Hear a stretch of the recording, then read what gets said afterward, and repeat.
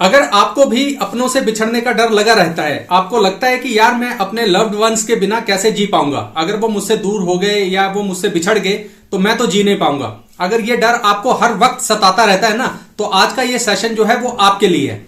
क्योंकि आज के इस सेशन में हम बात करेंगे सेपरेशन एंजाइटी डिसऑर्डर की। और ये जो डिसऑर्डर होता है ना, वो बहुत कॉमनली बच्चों में पाया जाता है। आपने अक्सर देखा होगा कि छोटे बच्चे होते हैं, उन्हें स्कूल लेके जाते हैं और बोलते हैं कि आप स्कूल में रहो, तो वो रोने लग जाते हैं, अपने माँ बाप से लिपट कर रोने लगते हैं, कहते हैं मुझे यहां नहीं रहना है ना। तो बच्चों में ये डिसऑर्डर जो है बहुत कॉमनली होता है। लेकिन क्या होता है कि जैसे जैसे इंसान बड़ा होता है, ज्यादातर लोग अपने आप ठीक हो जाते हैं, ये डिसऑर्डर खत्म हो जाता है। लेकिन कुछ एक लोग होते हैं जिनमें ये डिसऑर्डर का कुछ हिस्सा रह जाता है, तो वो हमेशा इस एंजाइटी में जीते हैं कि यार मैं अपनों के बिना कैसे रह पाऊंगा। जैसे मान लीजिए कोई व्यक्ति है, उसके बच्चे हैं, वो कहेगा कि यार मेरे बच्चों की शादी होगी, दूसरे शहर में चलेगी मेरी बेटी, तो अब वो वहां पे ठीक रह रही होगी, नहीं रह रही होगी, वो कैसे जी रही होगी, मैं कैसे जी पाऊंगा उसके बिना। या कई बार कोई व्यक्ति सोचता है कि यार मुझे नौकरी करनी है, अपने परिवार से दूर जाना पड़ेगा, तो वो उस सेपरेशन को झेल नहीं पाता। और आपने अक्सर देखा होगा कि इस तरह की बातें जो होती हैं, उसमें हर किसी व्यक्ति को जिसको सेपरेशन एंजाइटी डिसऑर्डर होता है, उसे जो है वो उसकी पर्सनल और प्रोफेशनल लाइफ पर बहुत ही नेगेटिवली इंपैक्ट करती है ये चीज। तो चलिए अब बात करते हैं कि इस डिसऑर्डर से, इस सेपरेशन एंजाइटी डिसऑर्डर से बाहर कैसे निकला जाए। तो देखिए, हम पाएंगे ना कि कोई भी व्यक्ति है, उसका जो जीवन होता है ना, वो 3 भागों में डिवाइडेड होता है। जैसे उसका चाइल्डहुड होता है, उसका एडल्टहुड होता है, यंग लाइफ होती है, और फिर उसकी ओल्ड एज होती है। तो अगर आपने बच्चों को जो है वो इंडिपेंडेंट बनाना है कि वो इस एंजाइटी डिसऑर्डर का शिकार ना हो, तो उनको क्या करना पड़ेगा, आपको उनको एक्सपोज करना पड़ेगा डिफरेंट टाइप्स ऑफ सेपरेशंस के प्रति, कि कोई भी जो बच्चा है उसको पता हो कि सेपरेशन क्या होती है। सबसे पहले तो माँ बाप करते ही हैं। 3 साल का बच्चा हो जाता है, 4 साल का, तो चल भाई नर्सरी स्कूल में जा, 1-2 दिन रोता है, जब वहां पे अपने दोस्तों के साथ वो घुलता मिलता है, तो धीरे धीरे हफ्ते 10 दिन में वो वहां पे मस्त होने लग जाता है और फिर मजे से खुश होकर स्कूल जाता है। तो ये तो एक पहली चीज है। दूसरी चीज है कि जब भी कभी आपके आसपास, आपके कहीं घर के आसपास पड़ोस में कहीं भी कोई मातम पुरसी हो या कुछ इस तरह की चीजें हो, जहां पे हम अक्सर सोचते हैं कि बच्चों को ना साथ ले जाना अच्छा नहीं है, ले जाना चाहिए वहां पे बच्चों को। उनको पता लगता है कि किस तरह की हमारी व्यवस्थाएं कैसी हैं। कोई इंसान मर जाता है तो कैसा होता है। ज्यादातर मैं आपको एक कायदे की बात बताऊं कि हमारे शहरों का जीवन ज्यादातर ऐसा हो गया है कि जो बच्चे हैं, बच्चे क्या, वो 25 साल तक के व्यक्ति बन जाते हैं और उन्हें अभी तक यही पता नहीं है, उन्होंने कभी डेथ को ही एनकाउंटर नहीं किया, उन्होंने कभी डेड बॉडी नहीं देखी है, उन्होंने कभी ये नहीं देखा कि कोई व्यक्ति मर जाए तो वो कैसा होता है। क्योंकि अक्सर हम लोग जो है ना, उन्हें कहते हैं कि नहीं नहीं तुम घर में रहो, हम जा रहे हैं, हम उन्हें एक्सपोज ही नहीं करते हैं। और जिस चीज के प्रति कोई व्यक्ति एक्सपोज ही नहीं होगा, उसमें वो एंग्जाइटी जो है वो बहुत ज्यादा होगी, और खासकर तब जब अपने घर में हो जाएगी। जब कभी आपके अपने घर में कुछ इस तरह की इंसिडेंट हो जाएगा, कोई डेथ हो जाएगी, तो फिर आप अपने बच्चों को कहां भेजोगे। मैं खुद अपना एक्सपीरियंस बताता हूं कि जब तक मैं 8th क्लास में था, तब तक मैंने कभी भी डेथ के प्रति एक्सपोज नहीं हुआ था, क्योंकि मैंने कभी डेड बॉडी देखी नहीं थी। मैं ऐसी जगह गया नहीं था जहां पे कोई डेथ हुई हो।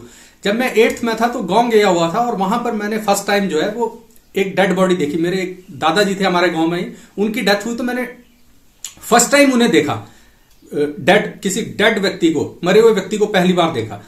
और उसके बाद कम से कम 1-1.5 महीना, 2 महीने तक मेरे दिमाग से वो बात नहीं निकल पाई। मैं डरता था, तो क्योंकि मैं उससे पहले कभी एक्सपोज ही नहीं हुआ था। जबकि जो गांव के बच्चे थे वो हर रोज एक्सपोज होते रहते हैं, कोई ना कोई गांव, बड़ा गांव है, उसमें डेथ होती रहती है, तो वो उस चीज के प्रति कंफर्टेबल होते हैं, उन्हें कोई फर्क नहीं पड़ता। तो वो उनमें वो सेपरेशन एंजाइटी कभी होगी ही नहीं। क्यों होगी? तो ये इस तरह की जो एक्सपोजर है वो बच्चों को जरूर मिलने चाहिए। अच्छा, अपने बिना उन्हें कभी कहीं भेज दीजिए, कहीं स्कूल टूर जा रहा है, कहीं पे मान लीजिए कोई अपने बुआ नानी के घर जा रहे हैं, तो आप अपने बिना भेजिए। जब वो अकेले जाएंगे तो वो उनमें ये सेपरेशन एंजाइटी जो है वो कम होती जाएगी उम्र के साथ साथ। अगर आप उन्हें खुद से चिपका के रखेंगे या खुद उनके साथ चिपक के रहेंगे, तो वो हो सकता है कि आप एक डिससर्विस उनके लिए कर रहे हो कि उनकी यंग एज में जो है उनको वो सेपरेशन एंजाइटी का शिकार होना पड़ जाए। अच्छा, इसके बाद बात करते हैं यंग एज की, एडल्टहुड की, कि कोई भी व्यक्ति जो इस वक्त यंग है, एडल्टहुड में है, तो उसको अगर सेपरेशन एंजाइटी का शिकार नहीं होना है, तो उसे खुद में ये नोटिस करना है इम्परमानेंस ऑफ लाइफ, कि लाइफ जो है ना वो इम्परमानेंट है, उसमें सब कुछ बदलता रहेगा, कोई भी चीज स्थायी नहीं है। दरअसल जब इंसान जो है यंग होता है और उसके अंदर जान होती है, जोश होता है, उमंग होती है, तो उसे लगता है कि मैं कुछ भी कर सकता हूं, और वो कर भी सकता है। लेकिन वो कभी भी इम्परमानेंस की तरफ ध्यान नहीं देता है कि लाइफ जो है वो इम्परमानेंट है।